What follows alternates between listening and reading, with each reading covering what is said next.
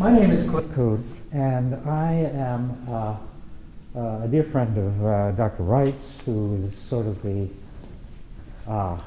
mastermind for this series, along with some really great people from the community who have joined him on the board of his institute. Has anybody heard me speak before? I think some of you have. Anybody here for the last time I spoke in this series? I think it was 2 years ago, maybe 3. I don't know. Okay, well, no matter.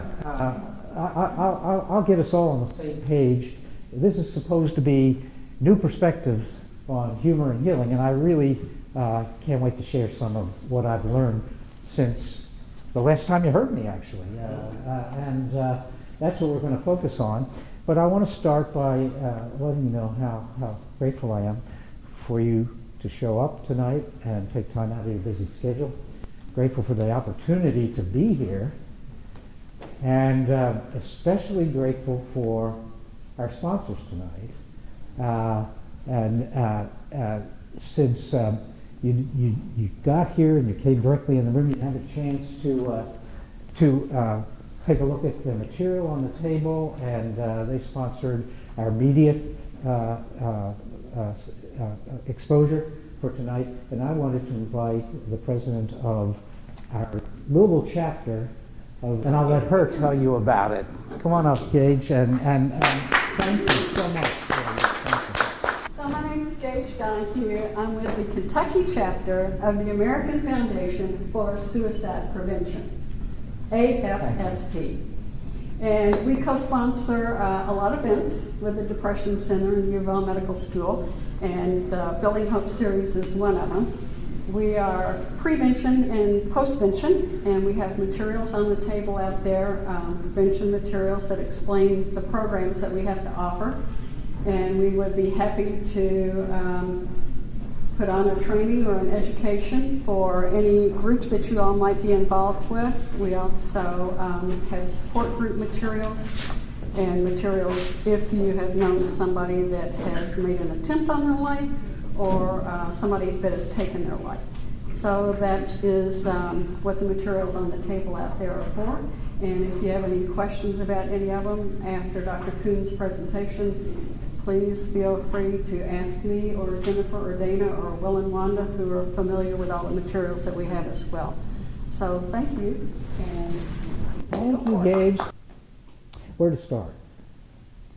We're going to talk about humor tonight, and that seems like a strange juxtaposition when we just heard a few words about suicide. Nothing funny about that. So the first thing we're going to do is say that the two things fit together, but not the way we generally think about humor. So new perspectives on humor is really, in my mind, an opportunity to together take perhaps a new perspective, a new way of seeing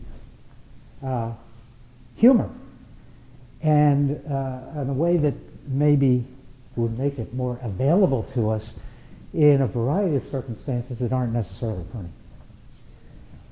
In a nutshell, that's the goal. So I want to start with a joke, actually. It's about a mother mouse walking through the woods with her baby mice. And they're having a wonderful time. It's a beautiful day. They get to the edge of the woods, and they see in the clearing that's right ahead of them, right in the middle of the path, in the middle of the clearing, is a big old tomcat, sound asleep. She turns to her little ones and she says, "All of you hide, stay very still, be very quiet, and don't come out till I tell you to." They do that, and she walks boldly out, right up to the tomcat.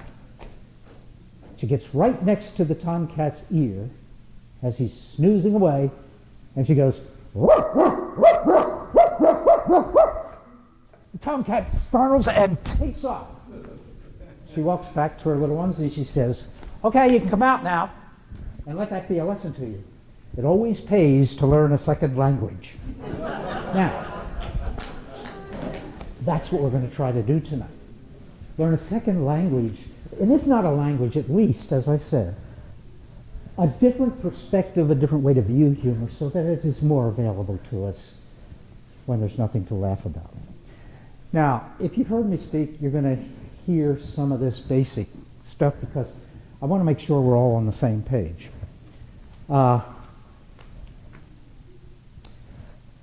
Humor has many health benefits for us. And I thought I would help you review them. Now, you probably know more of them than you think you do.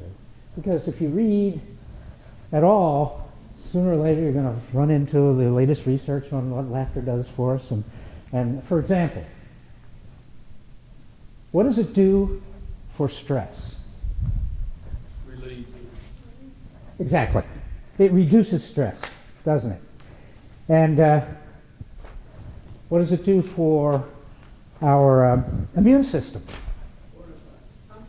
Yeah, so it takes stress down, it builds immunity up. Those are two, and these are bona fide, well-documented effects. Any of these that I'm going to call to your attention aren't just pie-in-the-sky speculation. These are things that are well-researched now, and we have good data on them. Okay, what does it do to pain? Yeah. It actually relieves the pain, which is a subjective thing. And we're not sure exactly all the mechanisms that apply. Maybe your tolerance for the pain goes up and the pain stays the same. Who knows? But the point, the net effect is you feel less pain when you open to humor. How about anxiety and fear? Brings it down, yeah. And that's probably the most recognized social benefit of humor. It breaks the ice and helps people feel a little more together on the same planet, so to speak. How about mood? What effect does it generally have, does humor have on mood? It elevates depression, right. It really does.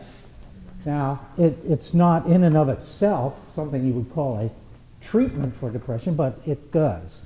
And in fact, the other side of that research is that when a person who seems to have lost their sense of humor begins to regain it, it's a pretty good sign that the therapy is working.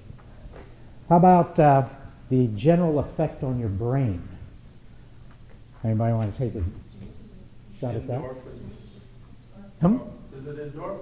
Well, that is one of the pain theories, but if you talk about brain as an electrochemical piece of fat, right? The brain is about 98% fat, and it actually operates on electrochemical frequencies that transmit information along synapses and nerve endings and that kind of thing. What it does is it actually puts the brain in general at rest in the same way that a meditation with an accomplished meditator, it will produce similar electrochemical tracings from like an electrocephalogram or something like that. So we know that it gives the brain maybe a mini vacation, something you're really grinding away at and trying to figure out. If you can allow humor to give you a break, it really lets your brain get a couple minutes off, so to speak, in that kind of toiling. How about your communication skills? Enhances them. It enhances your communication ability. And by the way, that goes both ways. Communication is a two-way street. It also increases your listening skills as well. So the receptive and the expressive part is improved, measurably so, when people are exercising their sense of humor together. How about your creativity? Goes way up, yeah. That energy, the gamma rays that are also this very characteristic of the electrochemical effect the brain has when we're enjoying humor. That's a very creative state. That energy that is measured by those frequencies, you're in a very good creative state. You might even be in the zone, whatever that is, for whatever you're trying to do. If you're an athlete, that means one thing. If you're an artist, it might mean what does it do for hope? It maintains it. It maybe even helps build it. How about morale? Now that's a group phenomenon, generally speaking, and there's no question, and a lot of research in the business field shows that morale, which is the general energy of the group and the optimism going forward and the enthusiasm, is raised up when humor is endorsed in the workplace in a credible way. How about your resilience? We already talked about the immune system, but your overall ability to bounce back from a disappointment or bounce back from an illness or a surgical procedure or whatever. What do you think the effect of humor is? Shortens it. Yeah, shortens your recovery phase, gets you back on your feet faster, so to speak. And the last thing that's been proven is that when we exercise our sense of humor and share it with one another, it gives us what I want to call a longer perspective on things. We begin to see that this too, this moment, as important as it is, will pass.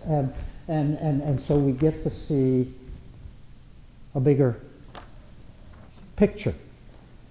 And so the things we tend to exaggerate dramatically sometimes, they diminish somewhat in the big picture of things. And so that kind of perspective actually frees us to be not so paralyzed. And so now you know generally that there are a multitude of measured benefits. There's a lot of speculation about other benefits, but these are the measured ones. There's at least a dozen that are very well established in the literature. Now, one of the things we did the last time I was here was we did an exercise that taught us some characteristics about humor that we don't normally recognize in the everyday discourse that we have about it. And so I want to introduce you to this exercise because I think it's still the most instructive thing. I call it grin and share it. And all it is, and I invite you to just participate with this, is all of us at the same time put a smile on our face. And now broaden the smile to make it a huge grin, like you're really going to stretch these muscles of your face and look like you're going to eat a banana sideways. Now, with that huge grin on your face, I want you to silently turn to the people sitting around you and greet each other with your grins. Don't say anything. Don't say anything. Simply. Oh, yes. Keep the grins. Keep the grins. Very good. Give yourself a little hand. Yes. Yes. Now, that was a marvelous experience. I don't know if you saw it, but when you were grinning at one another and sharing it freely, this room got brighter. Now, you may not have seen that, but I bet you felt it. Did you feel a little surge of energy? Just from that exercise? Yeah. And that tells us one thing, that humor is an energy. It's a high frequency energy, as we've already mentioned, a lot like light. And it isn't something that we make. It's more something that we open to and share if we choose to do so. And the analogy to light is a good one. When we grin like that, we are shining. And we're shining the light that is within us. And it doesn't come from up here, it comes from here. It's an energy that promotes growth. It's an energy that increases awareness. It's an energy that stimulates, as we pointed out, the possibility of new ideas, seeing things differently. It's an energy. It's not an idea. It's a little different. So the first thing we need to recognize is that we're dealing in humor with a positive energy that promotes healing. The second thing is this. It's an energy that actually represents what I'm going to call the coincidence of opposites. And that is to say that usually we spend most of our time, because we've been trained to do it this way, thinking in either or, either or, either or, either or. You know, things are either black or white, up or down, good or bad, or sense or nonsense. And humor is both sense and nonsense. We just illustrated that. Yes, there's a sense in which we valued what we did because we kind of know from our experience that when we smile at one another, it promotes a feeling of comfort and safety. And so there's a sense to smiling at one another, but there was also a lot of nonsense. We were giggling. We were making a sound that didn't make any sense. So we have an energy that actually represents at one and the same time, not either or, but both and. Both sense and nonsense as two sides of the same coin. And we're going to get to that, back to that in a minute. The third thing, as I've already alluded to, is we did not promote laughter in any way, shape, or form when we shared our grins. It never came up.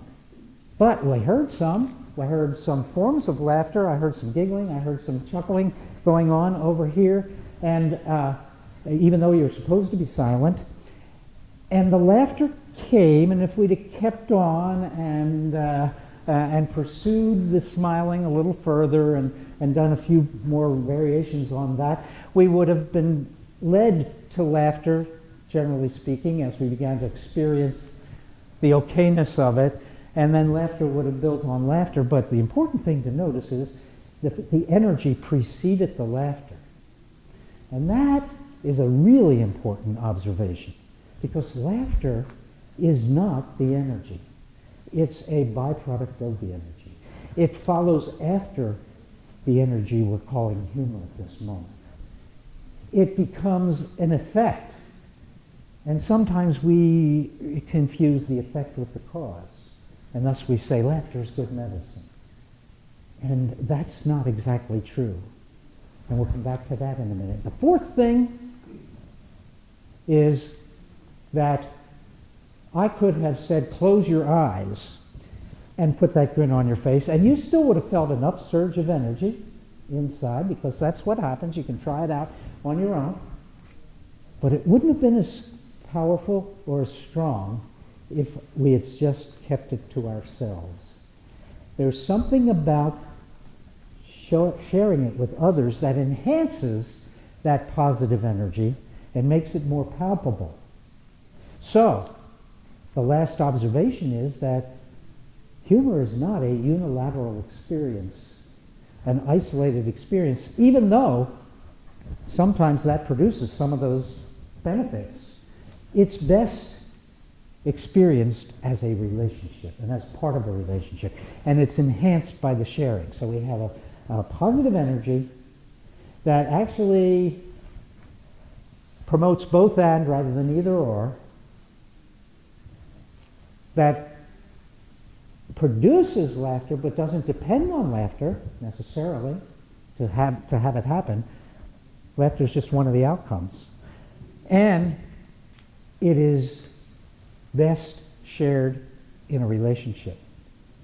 so that the energy is a form of relating. Now, it's good news that laughter is a product rather than a cause of the health benefits that we're talking about tonight.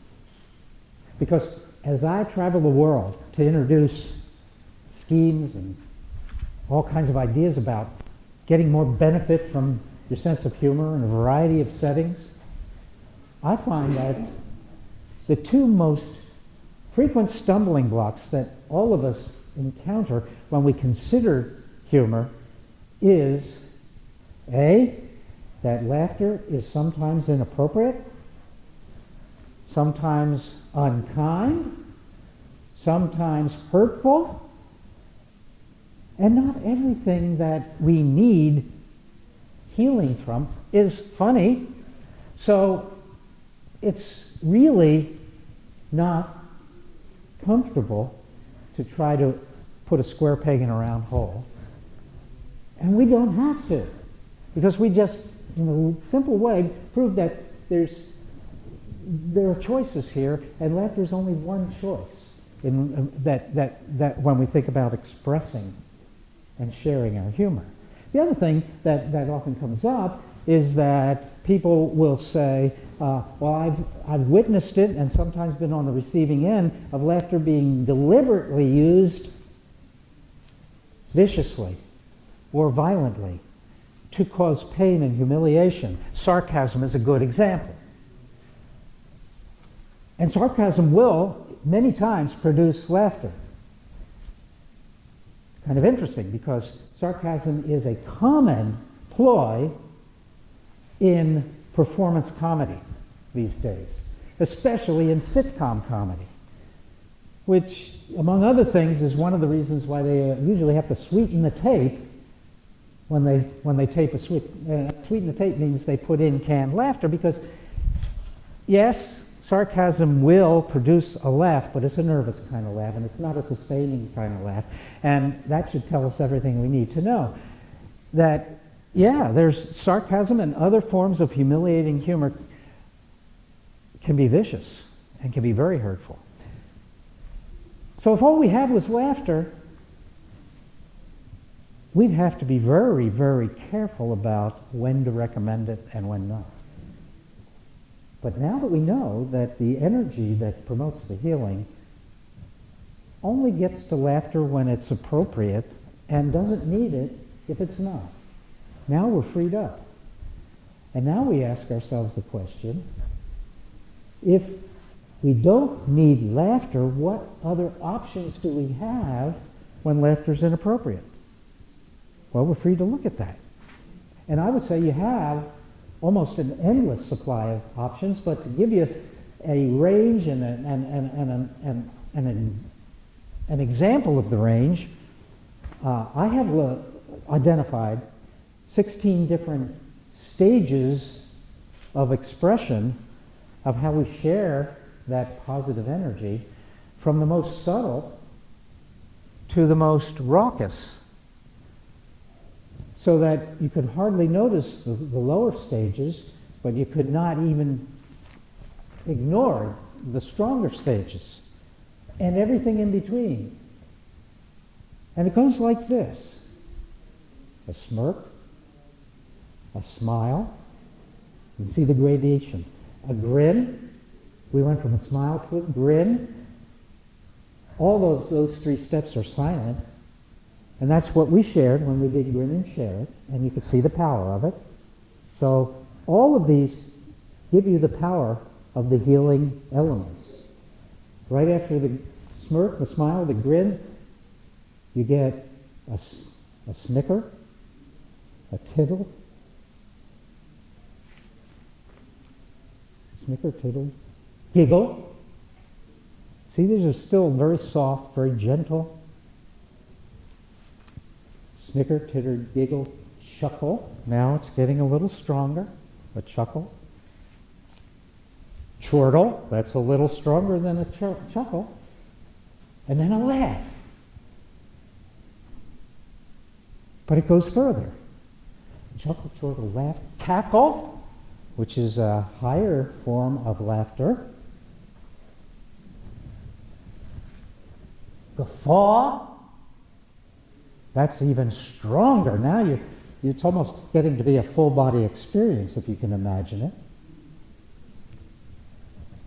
Howl, shriek, roar, convulse, and die. Metaphorically, of course. Now, that's the whole range. And, you don't have to memorize the names, just recognize the range of choices. Would you like to see them? I will enact all 16 stages. And you don't have to pick them all up, but just notice how the range develops. It'll start with the smoke. And I won't narrate each one. I'll just go through them.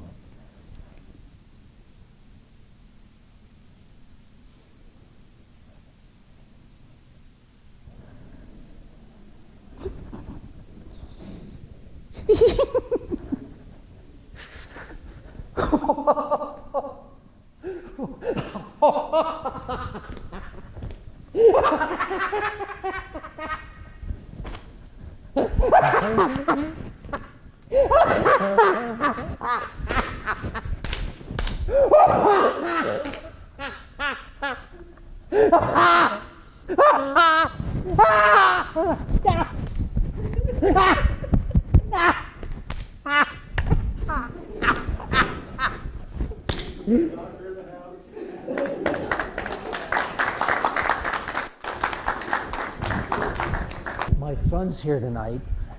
Can you imagine how proud he is? Yeah.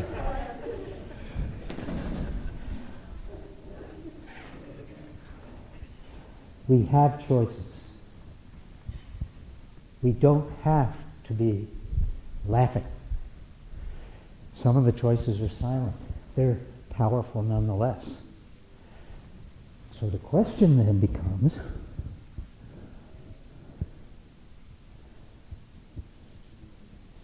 what is this energy that is common to all of those stages and common to all of those health benefits we're talking about?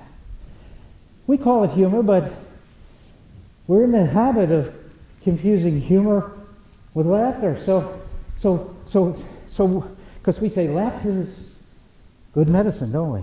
I mean, that's sort of like everybody thinks that's from the Bible. We'll deal with that in a minute. What could be the energy that promotes and is essential for the healing that we get from humor? Well, let's go back to the source. If laughter is good medicine, but we already proved that laughter is not necessary, then what is essential? What is the essential ingredient of the good medicine we're referring to? And I say go back to the starting point. And it may go further, but I've traced laughter's good medicine back to Proverbs in the Bible. It's about 3,200 years old. That's back pretty early. Solomon wrote it. But if you go back and read 17th chapter, 22nd verse of Proverbs, it doesn't mention laughter at all. You know what it says? It says, a happy heart is good medicine. A cheerful mind works healing. We're the ones who added laughter. We're the ones who oversimplified the thing and thus made a situation which is a stumbling block if we insist on laughter all the time. A happy heart is good medicine. Humor comes. The healing element of humor, the essential element of humor, comes from the heart. And what is the energy of a happy heart? Well, some people would call it love. But there's another word that sometimes gets confused and physicalized. And so how about something a little closer to the experience that we're talking about? And I would suggest joy. Joy is the right word. because it leads to a verb to enjoy. And that's really the exercise of healing humor, to enjoy yourself and your life to the maximum extent that you can, regardless of the circumstances that fall into your path. Joy. Now, joy is an energy. It's an electrochemistry. But it's a property that starts in our heart and can be called into play pertaining to anything. Even sadness, even grief, even frustration, even fear. You see? None of those things are funny. It'd be really, if not dangerous, at least risky to try to pull laughter into those circumstances. But joy? Keep in mind, this energy we're trying to understand admits some sense and nonsense. Tears of joy, that's a common phenomenon. There it is again. Sense and nonsense. It doesn't make sense to be having tears and joy, but there it is. Now, there is potential positive energy in every experience. What's the difference of whether we experience it or not? It's our willingness, our openness to the experience of joy. And that's really what happened when I said, would you all play this silly little exercise with me, grin and share it. You opened to it, and you didn't have to manufacture the energy. You just got out of the way, stepped aside, opened up the door, whatever metaphor fits, and it was there. And it would be the same in any circumstance, depending on your willingness. Depending on your willingness. How can we find the joy even in unfunny things? Well, now we get to the practical part of this. We find a way to make room for it. Joy won't force its way in. We have to open to it. And then it'll produce its laughter or whatever is appropriate in its own time and its own way. And we will be lifted. We will be experiencing from the moment that we open to the possibility of joy, even before we feel it. If we open to it, it begins those changes that we documented back at the beginning.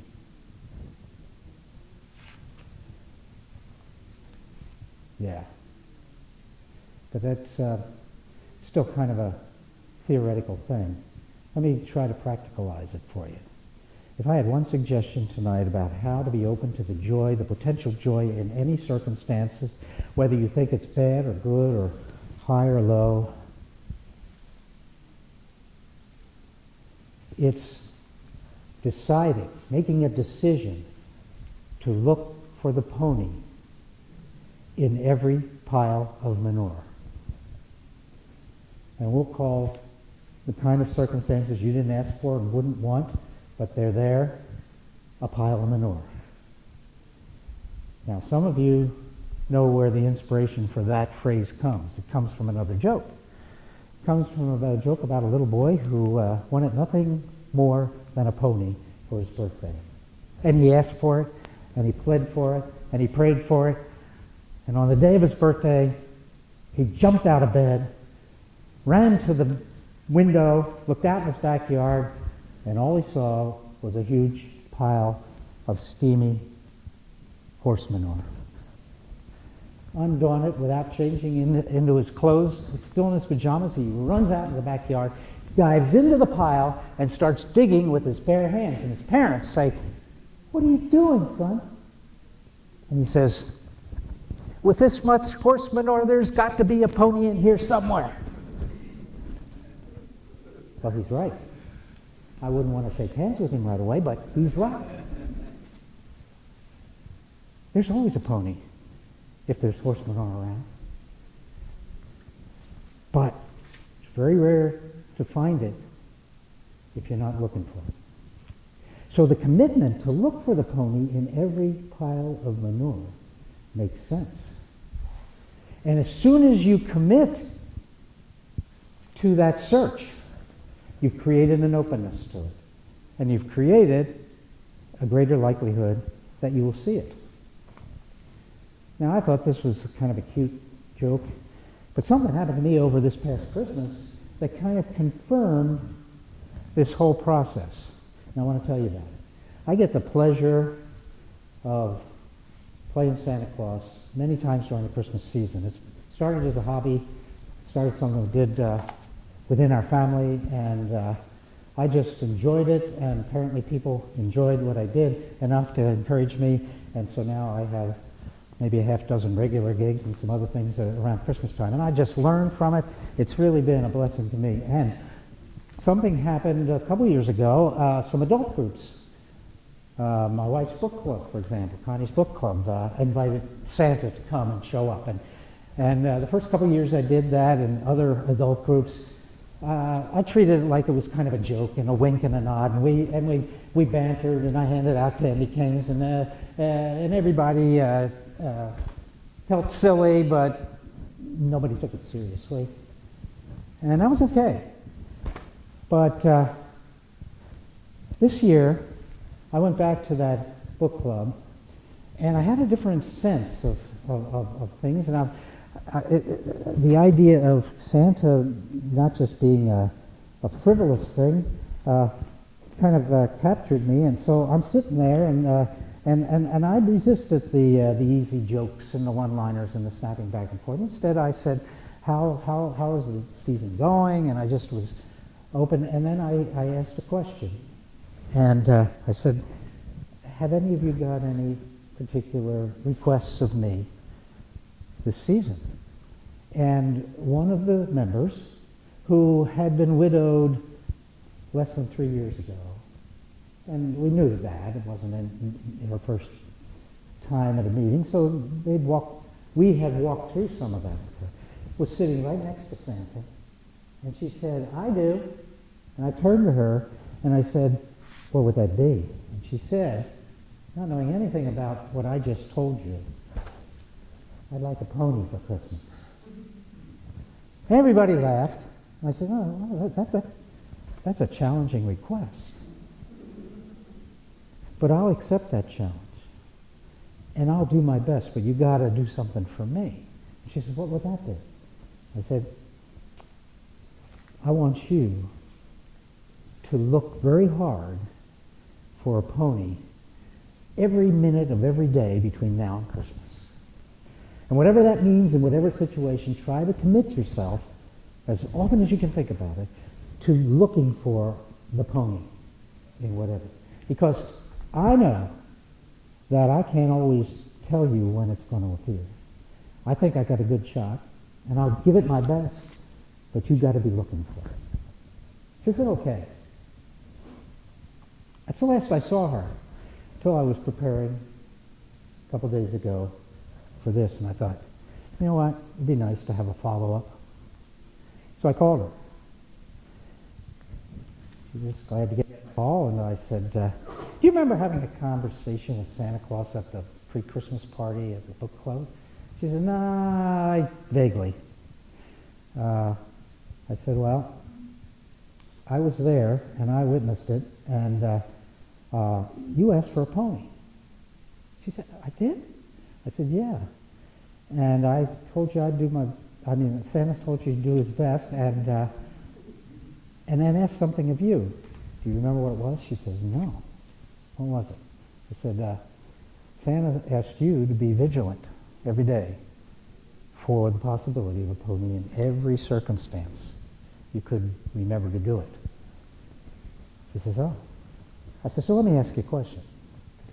Did you get a pony for Christmas? And she laughed, and she said, you know what? This is going to sound really crazy. She said, but this is the third Christmas without Sam, and I was kind of dreading it, but this turned out to be a wonderful Christmas. And I hadn't thought about it till this moment, but I think that was the pony I was looking for.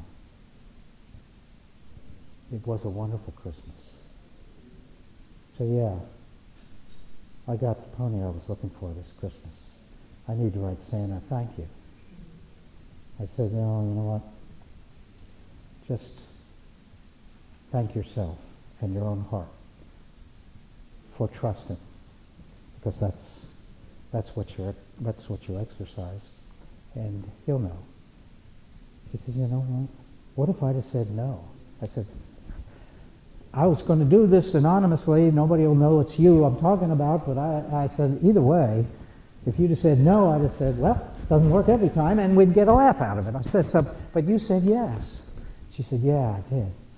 But she said, it's even better than getting a pony, a literal pony, because I got that benefit of a satisfaction and a sense of connectedness to what Christmas means to me, and I don't have to muck his stall every day. And I said, that's the punchline, thank you very much. Now, if we're open to it, we can experience joy. And that leads me to a very new area that is just opening up that I want to share with you. Because I think we are about to learn some things, not just about humor, but about how we heal in the research that has been going on for like the last 2 decades, but it's beginning to produce results. You see, one of the top things that we named when we started the list of health benefits of humor is stress. That's a biggie. If there were only one thing and that was it, we'd like to see more, but that would be enough to justify cultivating and integrating our sense of humor in everything we do. Because stress is huge. Stress is the major pathogen in our society these days. It's responsible in some way, shape, or form for 85% of all the diagnoses that are made in healthcare institutions, delivery services, either stress-related or stress-induced, or I mean, it's in the core of almost everything we consider logic, and it seems to be getting worse. It's a huge cost to our economy. The last published reports I saw was that it was responsible for over $300 billion of lost productivity in our society. That's a lot. That's a lot. So it's a big problem. And on top of that, stress-related, we have what's emerging as trauma-related symptomatology. And now we're getting research, credible research, that shows us that all of us are victims of unspeakable trauma. So early on in our life that we have no recollection of it. Sounds pessimistic, but it's not. We all began this life traumatically. The best way I have ever discovered of experiencing or communicating that is one of my favorite authors. His name is Anthony Durr. He wrote a book about 5 years ago called All the Light We Cannot See. In that book, which is a great book, I can recommend it. In that book, he writes a paragraph that just jumped out at me, and see how it affects you. This is how we started. Now I'm quoting him, quote, we all came into existence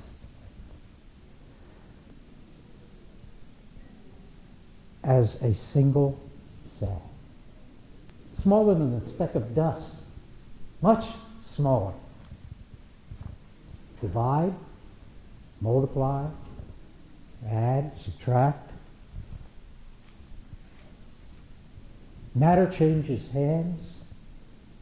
Atoms go in and out. Molecules pivot.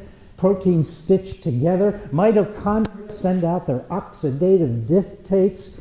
We begin life as a microscopic electrochemical swarm. The lungs, the brain, the heart. 40 weeks later, 6 trillion cells get crushed in the vise of our mother's birth canal, and we howl. Then, usually with a slap on the butt, the world starts in on us. I add it usually with a slap on the butt. Think about that for a minute. What a traumatic way to begin. We are expelled from a warm, comfortable environment.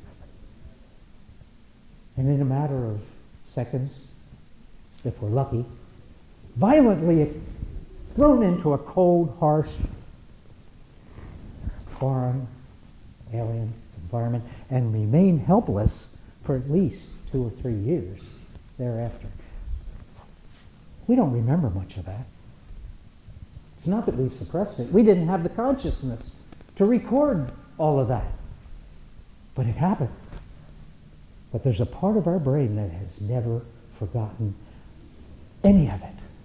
The fear, the life and death drama, the harshness. There's a part of our brain, it's often referred to as the primitive brain, it's often referred to as the reptilian brain. It's at the base of our brain, and we all have it. It's responsible for a mechanism that has allowed our species to survive harsh times in the past. And that ability is the ability to react without thinking. That ability is the ability to react so quickly that even if you could be thinking, you couldn't keep up. It's called the fight, flight, or freeze reaction, and it is a knee-jerk reaction. It's not an intentional reaction. It is an automatic reaction, and it's handled through a little part of our brain called the amygdala, about the size of a walnut. The amygdala knows only 2 speeds: absolute stillness and 100 miles an hour in all directions. Nothing in between. There's no modification. Everything is life and death to our consciousness does not make an impression because our amygdala does not speak English or Italian or Spanish or any of our conscious cognitive discourse.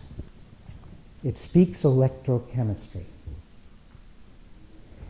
And it gets a signal that doesn't even go to the cognitive part of our brain. It goes directly to the amygdala, and it reacts in fractions of, what would it be, a thousandth of a second. That would be a millisecond. A millisecond. Yeah, or a nanosecond. We're talking about 7/10 of a millisecond. That's pretty fast. I'm surprised we can measure it, but apparently we can measure those kinds of things. You know the fastest your cognition on its best day can react to any information? 370 milliseconds. Now that's pretty fast, but it's 500 times slower than the amygdala. Which means that if a trauma or anything that looks or sounds like that trauma, because the amygdala by this time in our lives has widened the safety net to protect us, and will sometimes react, this is PTSD, this is what happens in PTSD, react to a fairly benign situation as though it was the real life and death situation with no modification. And then, and if that happens,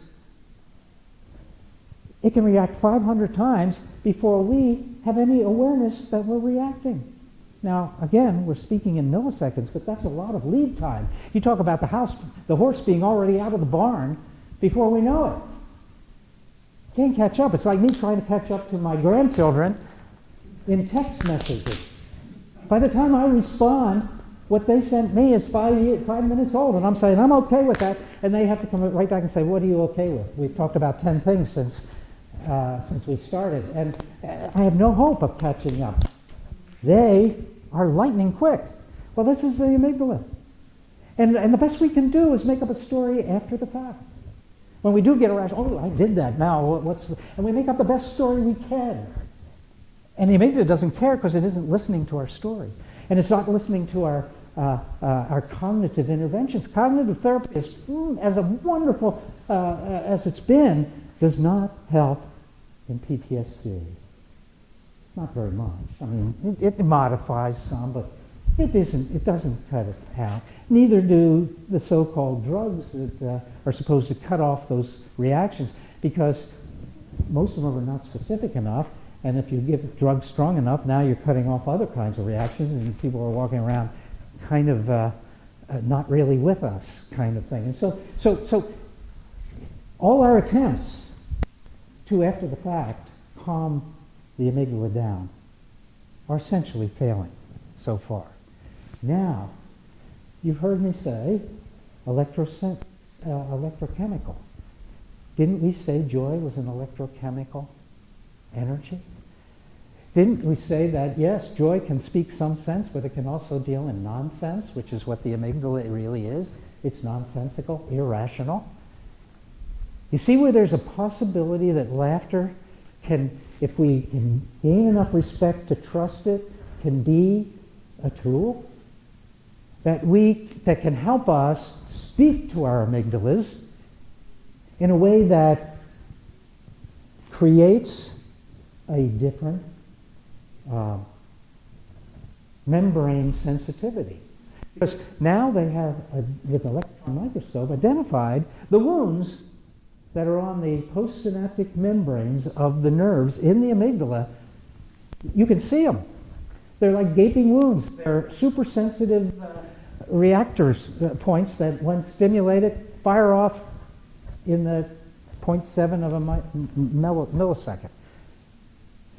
And we have seen that the introduction of an electrochemical wave of a certain frequency allows some of those wounds that persist into adulthood to resorb and be replaced by healthier tissue.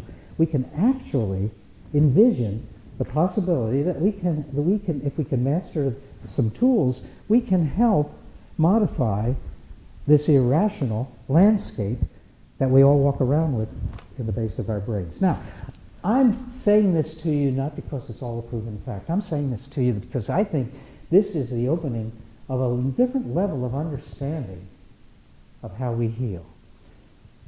You know, science has given us so much, but one of the things that science strains to encompass, and is beginning to encompass, is the subjective elements of our lives.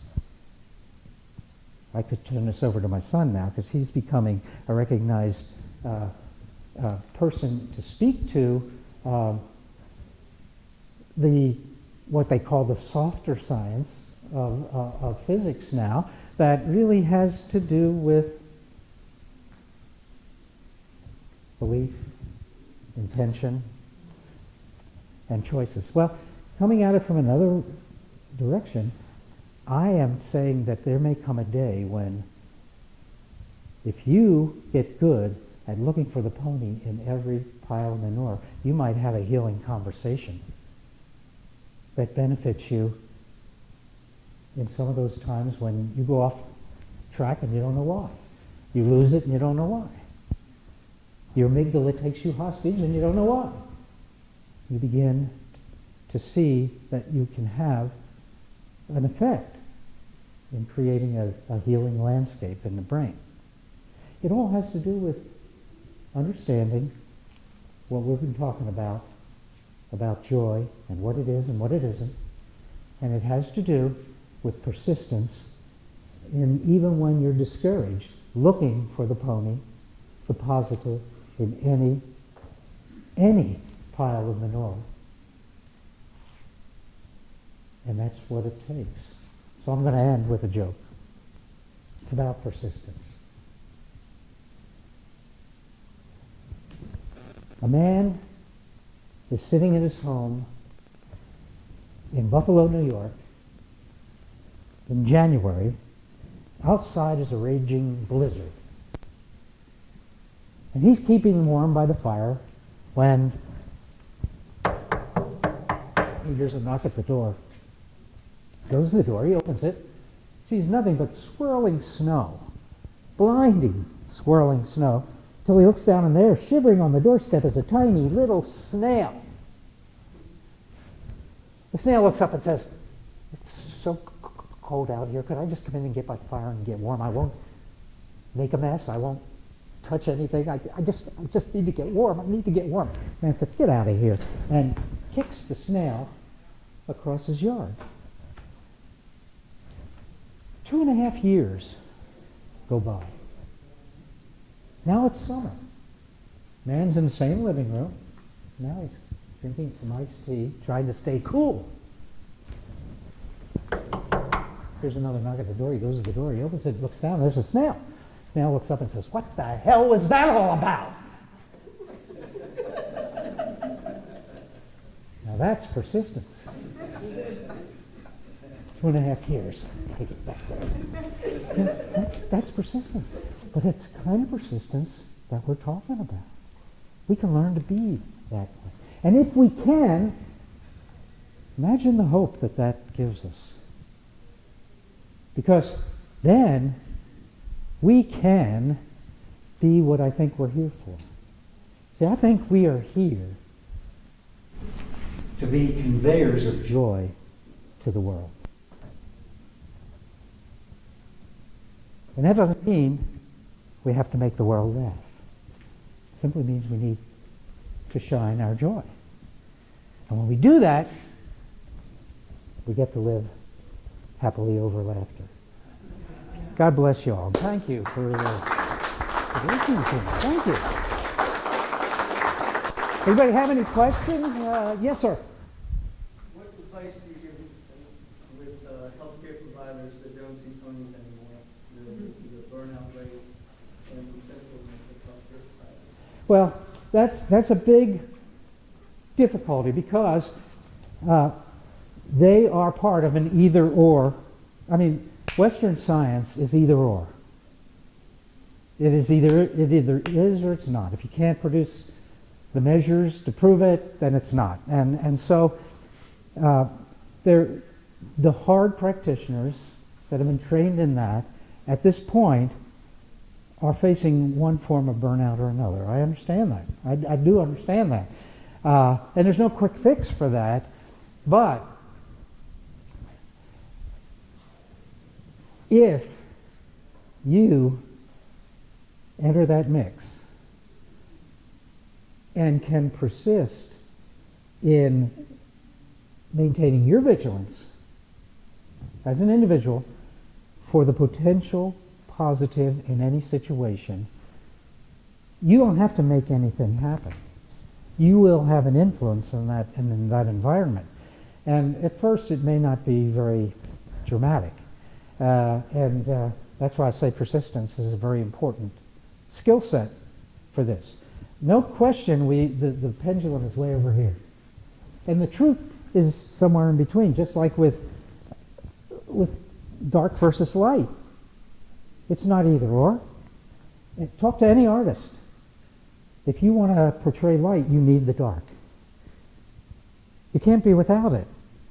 So you can't separate it off, but we've just lived on separating, and reducing everything.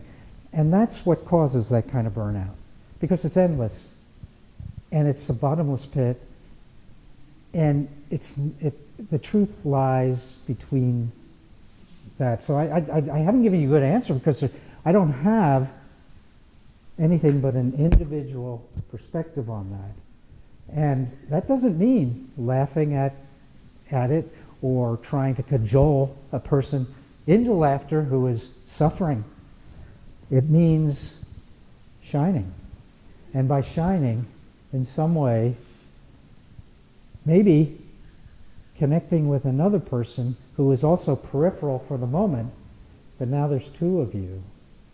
And pretty soon, that's how it builds. Because remember, we laid all the ingredients out. Humor is a relationship. And a joke doesn't create a relationship. A joke can enhance a relationship, but the relationship needs to be there. So, burnout, loving kindness, compassion, patience, easy to say, hard to do. Don't make the mistake of confusing easy with simple. One of my favorite comedians, Albert Einstein, he was a very funny guy. He once said, everything should be made as simple as possible, but no simpler. And that's true, because simple is not easy. T.S. Eliot said, simple takes nothing less than absolutely everything. So, there it is again, the polarities. Either or, no, both. Patience, but immediacy. And all we can do is all we can do. And if you have an insight into the truth being not either or, and that there might be two different ways to look at something that are both equally valid, and you can agree to disagree, but you can continue a dialogue, which is lost in most of our dialogue these days, then you've made a contribution. Now, if you want to be a hero, John Wayne's dead. He was very entertaining when he was alive. But in an either-or way, and he was a fictional character to start with. I don't mean to be sarcastic, but, So, by the way, Einstein's funniest line, in my opinion, he once said, the only difference I see between genius and stupidity is that genius has its limitations. True. Einstein, there's a million of them. Other questions? Yes, sir. When you were illustrating earlier about the brightening of the room, Yeah. it triggered a memory that I have of Viktor Frankl talking in Man's Search for Meaning about a concentration camp event when they were stripped naked and beaten and horribly treated, and the effort was to reduce them into nothingness.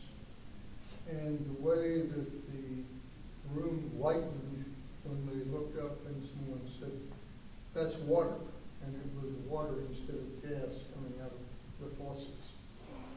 And there was that lifting, believe it or not, in those depths of spirit. Thank you for mentioning that. I'm a slow learner. And what I'm trying to say tonight has been building since I read that book. Yeah. And I'm still working at it. Thanks for that. But he talks about humor quite a bit. I know he does. He talks about forgiveness, which is another whole issue. This either or, both and, becomes a spiritual discussion before you're done. And I don't mean necessarily a religious discussion, but a spiritual, if there's a difference. Other questions? Okay, one last thing. I just want to encourage you to persist with that idea, as simple as it is, of looking for the pony. And get in the habit of saying, I wonder where the pony is in this pile. And you don't have to use manure. That's the polite word. You can use the word that fits the moment, as long as you don't go off on a tangent of rage, because that isn't going to get you anywhere. Asking, I wonder where the pony is in this pile of manure. Let me be as open as I can to it and see. And the other stumbling block I didn't mention is sometimes hesitate. I sometimes hesitate because I'm not sure I want to see it. I'm not sure I want to find the pony in this pile of manure. I'm not sure I want to open the door and be that vulnerable to whatever's on the other side of it. And it reminds me of, again, another joke that I may have shared with some of the people who have met with me before. But it's so like all of us that I'll close by sharing it. A hiker is walking along the Grand Canyon on a beautiful, beautiful day. And he's just enjoying the views and looking down into the canyon and as he's walking along, he gets tied up looking across the canyon and is not really watching where he's going, and he slides and he falls over the edge of the cliff. He's hurtling down, and he just almost mechanically reaches out and grabs a limb that is sticking out from the stone of the cliff that he just tumbled over, and it's a stout enough one that it breaks his fall, and he holds on to it, and he's there. Now, he can't get back up over the edge, and he looks down, a mile down to the next landing, so to speak. So he starts calling for help. Help! Help! Is there anybody out there? He hears a voice. It's a very low, deep, thunderous kind of voice. Yes? Oh, who's there? Who's there? It's the Lord. Oh, thank you. I knew you would never abandon me. I knew you would stand by me and in my need. And you know I've been so faithful, and I have done everything I can to be faithful to you. Thank you, thank you, thank you for saving me. What are we going to do? Let go, and I'll catch you. What? I said, let go, and I'll catch you. Is there anybody else up there? That's the way we are. So, it takes a certain willingness. But it's worth it. Thanks again. Thanks for being here. I love your energy. Thank you. Thank you.